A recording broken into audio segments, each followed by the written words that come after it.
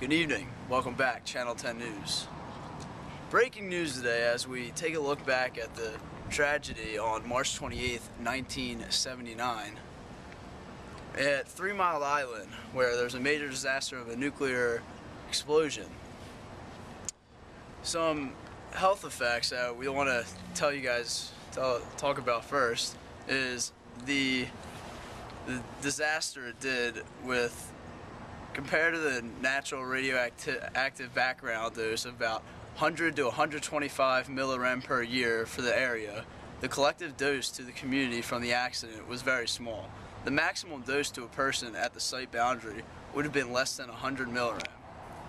In the months following the accident, although questions were raised about possible adverse effects from radiation on human, animal, and plant life in the 1,000 Mile Island area, none could be directly correlated to the accident.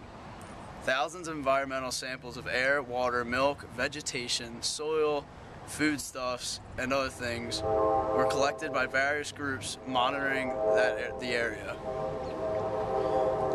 This major tragedy was caused by a combination of personal error, design deficiencies, and component failures. There is no doubt that the accident at 3 Mile Island permanently changed both the nuclear industry and the NRC. Public fear and distrust increased. NRC's regulations and oversight became broader and more robust, and management of the plants was scrutinized more carefully. Well, today we have exclusive footage found from the tragedy back in '79 that was just found, and we're going to show it for the first time ever on the air today. We're here at 3 Mile Island where there's just been a nuclear explosion.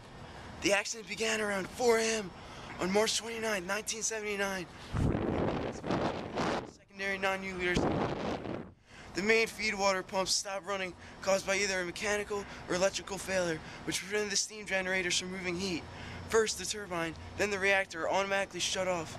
Immediately, the pressure in the primary system became excessive. The operator relief valve opened. The valve should have closed after the pressure decreased, but the valve just stayed open. The operators judged the level of the water in the core by the level in the pressurizer, and since it was high, they assumed that the core was properly covered with coolant. I gotta go. It's gonna blow. Some disturbing footage there. That was news reporter Jimmy Law, who passed away on March 28th, 1979, literally about 30 seconds after that video was taped. Signing off, Channel 10 News, this is Leo Parsons.